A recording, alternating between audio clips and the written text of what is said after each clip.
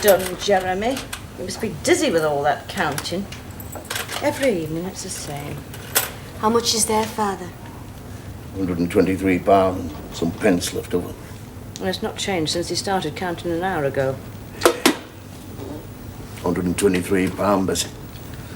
We'll never get there at this rate. How much are the debts still to be paid?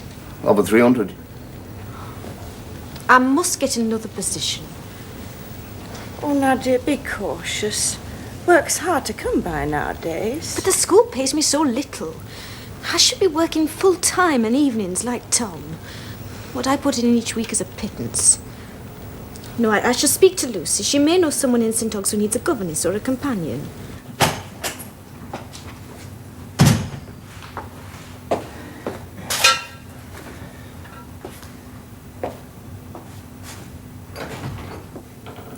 Tom, dear. Whatever is the time? What's up, boy? Nothing. There was so little for me to do, I just left early, that's all. Has Uncle Dean given you notice to quit? The truth now? No, Mother, he's done nothing of the sort. On the contrary, he's been talking about giving me promotion. Oh, quite right, too, his own nephew. I'll fetch tea. No, Mother, don't go. No, somebody must fetch the tea. Has Maggie lost use of her limbs? Oh, Maggie's just come in from school, Tom. Doesn't matter. I'll fetch the tea. It was a pity you lost that money speculating on the corn, Father. Aye, it was a sore job. I'll not stay above ground long enough to see things right, Tom. Yes, you shall, Father. You shall live to see your debts paid. And what's more, you shall pay them with your own hand. A good while ago, Uncle Glegg lent me some money to do some trading with a ship owner from Latham. I've been successful, Father. I now have £320 in the bank and the prospect of more. All our debts can be paid. Oh, my boy, my boy! I knew you'd make everything good again. Father, are you all right? Oh, Father, don't. Mother, is there any brandy? There's the bottle Sister Dean brought at Christmas. Father? Uncle Dean has appointed a meeting of the creditors in the Golden Lion on the 31st. We shall all have dinner together at 2 o'clock. Uncle Glegg will be there and all. I wish you'd brought the money with you, Tom, for me to look at. To see it in my hand. And so you shall. In the Golden Lion. God bless you, Tom.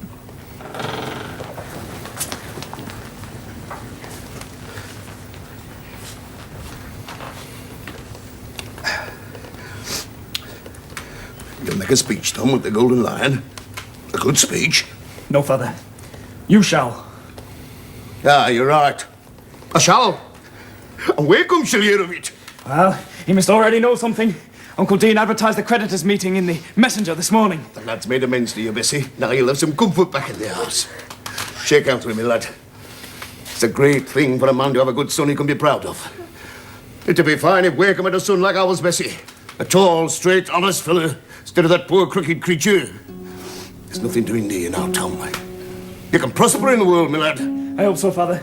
And one day, perhaps, we'll own the mill again. Aye. And one day, maybe you'll see Lawyer Wakeham and his puny son a rung or two below you on the ladder. And what time's Mr. Guest to arrive? At any moment. Maggie, you do like him, don't you? He's very clever. If I disapprove of him, will you give him up? Give him up? Oh, you're mocking me again. No, I suppose it is out of keeping that anyone as insignificant as I should ever be mistress of such a great mansion as Park House. People are not like snails, dear. You're not expected to be large in proportion to the house you live in. Dear Maggie, you've been such a comfort to me since Mamma died. You've been a comfort to me. Until now, I've always been happy. I've never been tried in the way you have. Now then, we'll have no more sadness. I'm putting you under a discipline of pleasure while you're here today. And those clothes. Stand up. Yes, miss.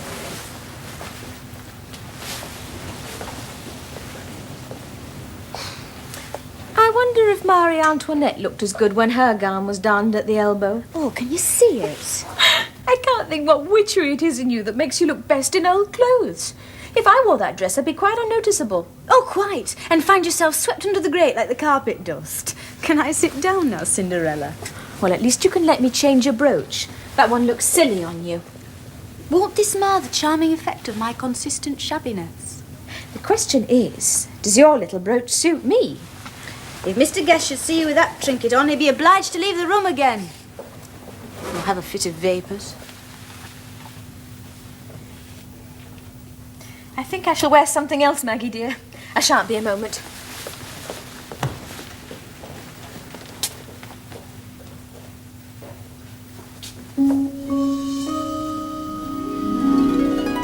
Good morning. Good morning. I had no idea we were to have the pleasure of your company today, Miss Tulliver. Oh, I know how much you dislike to be complimented, but please allow me that one tiny courtesy. The pleasure of your company. So much fluency and self-possession should not be wasted on a private occasion, Mr. Guest. I see you've discovered how impudent I am already. Superficial people don't discern that.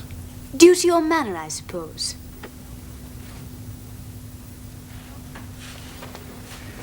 Shall we go for a row on the river, Miss Tulliver? Would you like that? Surely it's for Lucy to decide what we shall do. Oh, of course. Well, I did not mean that we should go for a row alone.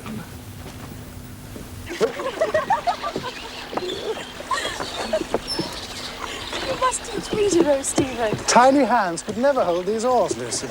No excuses now. I shall not be satisfied until I can row you and Maggie all the way to Dorcote Mill and back. Oh, Lucy, even Tom was never able to do that. Maggie can row, Stephen. Oh, yes, Tom taught me years ago. Well, the river suits your temperament, Miss Tulliver. Whatever can you mean? Oh, it's all part of Miss Tulliver's general uncanniness, I suppose. That ever-changing quality of witchcraft and water. Then you should liken the river to all of human nature, Mr. Guest. We all change. Certainly.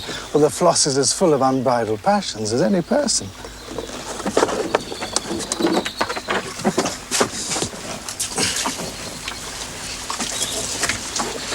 But take care, this wood is treacherous when wet. Thank you.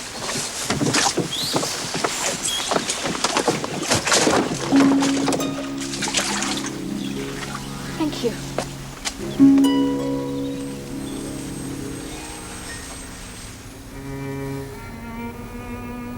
Stephen has a splendid voice, hasn't he? Maggie? Certain strains of music do affect me so. I can never hear them without changing my whole attitude of mind for a time. I wish I could always have plenty of music in my life. You really did enjoy yourself tonight. Yes. Tell me truly what you think of Stephen. Good and bad. I think he should tremble more. Tremble? I think you should humiliate him a little. A lover should never be so self-confident. You think he's conceited? Yes. But you don't dislike him. How could I dislike anyone who promised to make you happy? When you next come, Stephen has promised to bring Philip Wakem with him. He has such a nice voice. Oh, but Lucy, I couldn't see him. Why ever not? Not without Tom's leave. I promised him I wouldn't see Philip without first asking permission. I had no idea Tom was such a tyrant. I shall speak to him about it. Oh, no, please don't. But I never heard of anything so strange and unreasonable. I can understand Tom's being bitter about Mr. Wakem, but what is he against poor Philip? Philip is in love with me. Maggie! How lovely! Oh, I'm terribly fond of Philip. Stephen and I have been to visit him once or twice lately, and he's looked so sad. I thought he was morbid about his deformity, and now I realise he was pining for you. Maggie?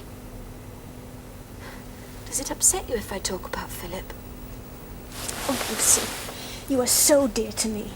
Let's always be such good friends. What a strange creature you are. Of course we should always be friends. I hope so.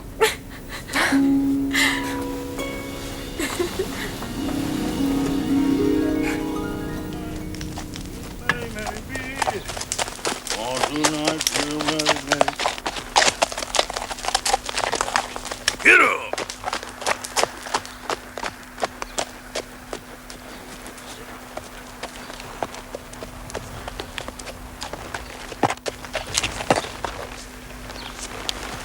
Wakeham. If you just wait a few moments, Mr. Wakeham, Father should be home soon from the meeting at the Golden Lion. Of no consequence, I shall see him tomorrow.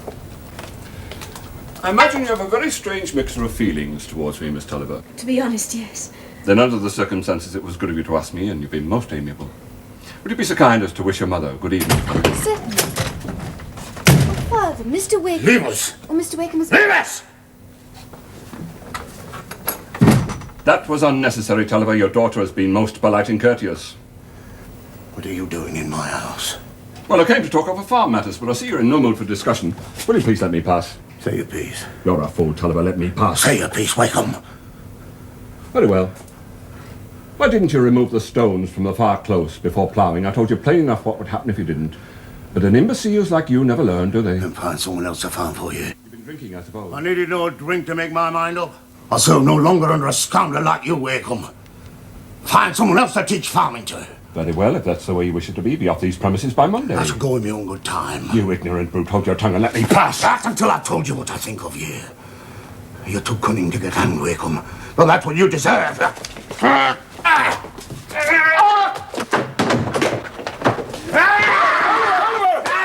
Segment, stop!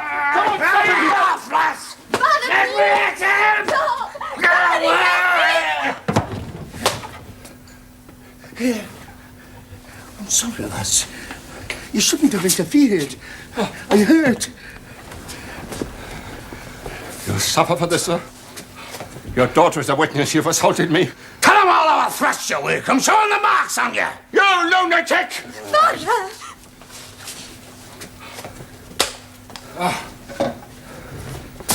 Help me to my horse, Miss Tulliver. I think my arm is broken. But are you sure you can ride in such a state? One of the men can ride with me. Go to the town, Wakeham. Not across the ferry.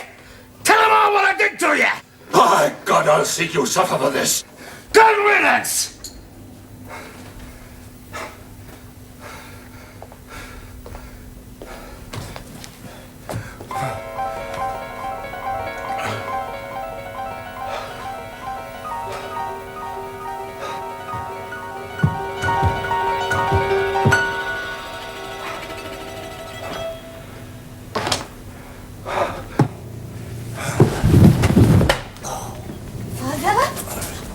Are you all right? I got giddy, lass. Oh, yes, Father. Lie still, dear. Oh, I've got a pain in my head, Maggie. Oh, Father, I must go for the doctor. No. Don't leave me, lass. I've not long to go. What's happened? Past Lawyer Wakeham. Oh, Tom, thank God. Father! Father, it's Tom. What's happened? Did Wakeham do this? No, Father attacked Mr. Wakeham and whipped him terribly. I tried to stop him. Is that the boy? Yes, Father, it's Tom. Shake hands with me, Tom. Before I go. I'll ride for the doctor, Father. First I must get you upstairs to bed. No. I shall not get up again, Tom. This is the end. Tom, Yes, Father? you must look after your mother and I, eh? Be good to her. And make sure it's a brick grave for me. So your mother and me can lie together. You don't fret, Wayne. Give us a kiss, eh?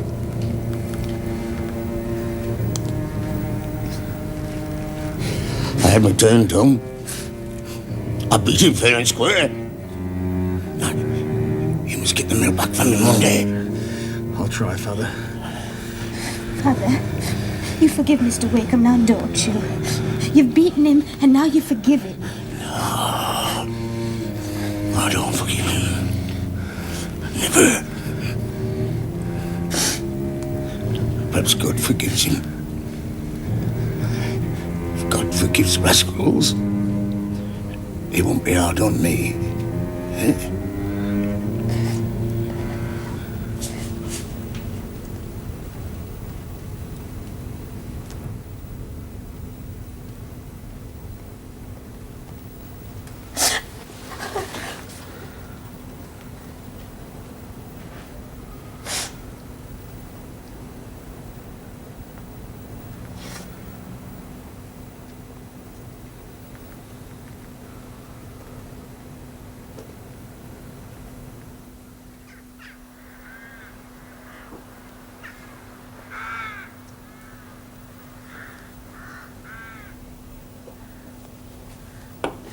2 funerals in the family.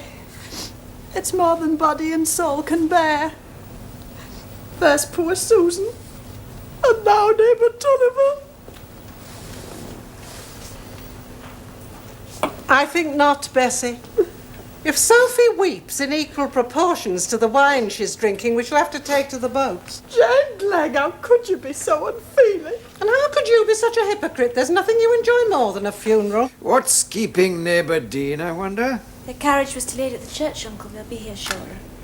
We should talk about the future, Bessie, whilst we're all together. What's to become of them? Why, we shall go on living here, of course. And Tom will help Luke with the mill. Be sensible, Bessie. Tom knows nothing of milling.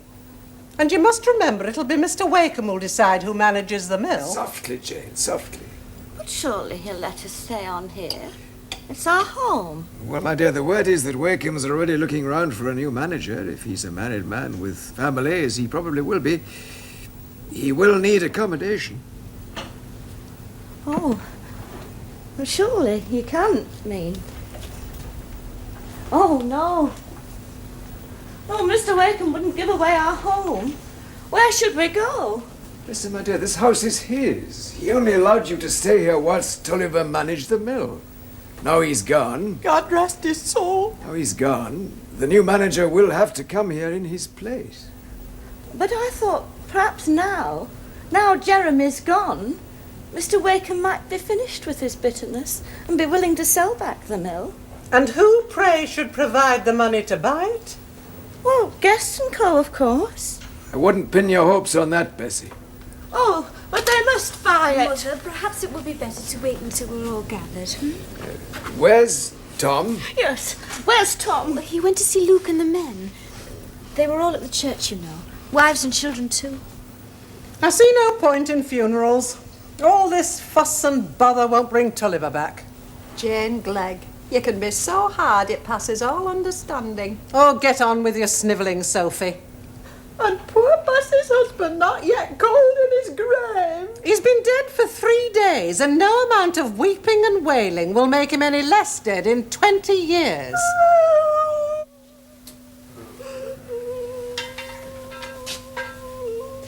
Lucy, dearest, one moment. What would you say if I asked your Aunt Tulliver to come and live with us? She could manage our house very well, I think. Much better than a stranger would. And it'd give you more time to be with young Stephen. I think it's a splendid idea, Papa. Aunt Bessie would be terribly lonely on her own. And Maggie might come with her, if she wished, as company for you. But someone must look after poor Tom. Tom is quite able to look after himself.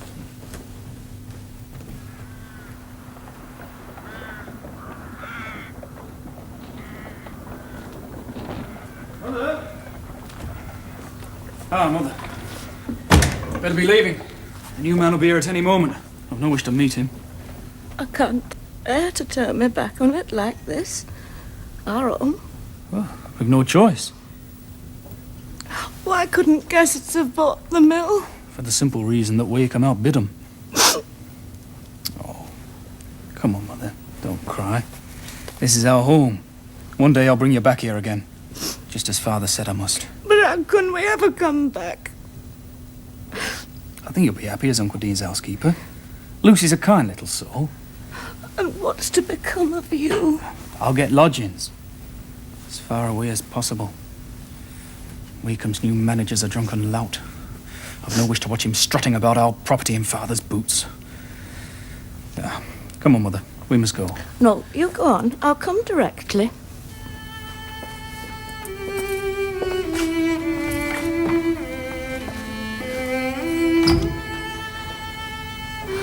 Oh, Jeremy.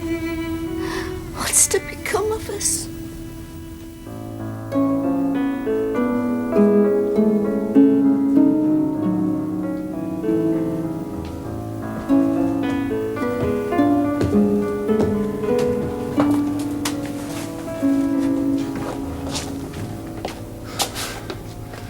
By God, Phil, this is a nice place for you to work in, but I'm too stiff in the joints to climb those stairs very often. You don't often pay me a visit, Father. Oh, now I have. I've come to see you work. Each time I make up my mind to invade your sanctum, you're off abroad or on some sketching trip. Oh, what can I show you? Get a capital light from the roof.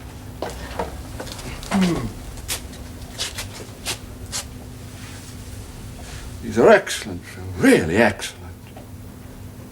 You must have enough here for a showing. I suppose so, yes. Take this one. It's as good as any London artist. What are you working on now?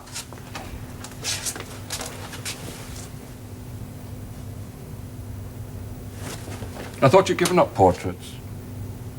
Those are all portraits of Miss Tulliver at different ages since I met her at school in King's Law. Have you been seeing her since you came back from abroad? Yes, I saw a great deal of her before her father's death. At Dorlcote Mill? In the forest nearby. I love her father. I shall never love anyone else. Is she aware of this? She knows I love her, yes. Whether she loves me or would be prepared to marry me, I don't know. And if she would? Then I marry her. I see. So this is the return you make me for all the indulgences I've heaped on you. You've certainly been indulgent, Father, and I'm grateful. But am I supposed to repay the debt by sacrificing all my chances of happiness? I think most sons would share their father's feelings in this case. Tulliver was a mad, ignorant brute who came within an inch of murdering me. The whole town knows it. He's dead, Father. The man's been buried almost a month. Are you really going to carry this ridiculous rancor beyond the grave? My God, is he meant to be horsewhipped by a lout and then love him for it? Of course not, but you have to extend your enmity to Maggie, to Miss Tulliver. She never entered into the family quarrels. And what does that signify? No one asks what a woman does. They asked who she belongs to, what family. And what about that insolent brother of hers? What does he think of your liaison? He's forbidden her to see me again or even to correspond with me. He's forbidden you? Oh, this is altogether too degrading, Philip. I'll not see you married to old Tulliver's daughter. You need have no fears, Father. Under the circumstances, we're not likely to get attached, are we? That cold devil Tom Tulliver is as good a mark for a bullet as I know. He's forbidden you. By God!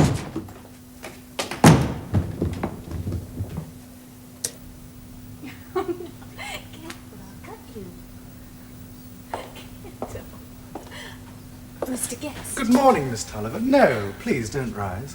Your mother tells me that Lucy is out. Is that so? But surely you remember she always has a music lesson on Tuesday. Oh, of course. I'd quite forgotten. How stupid.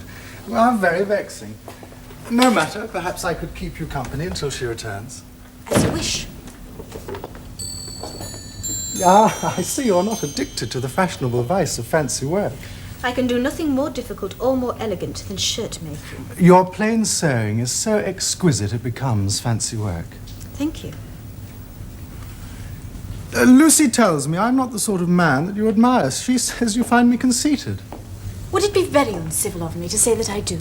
She also says that your sewing is quite a mystery to her, that you were very different once and hated sewing of any description. It's a mystery quite easily explained. Sewing shirts was the only way I could earn some extra money. Oh, I like that sort of defiance, Miss Tulliver, that pride of poverty that won't be ashamed of itself.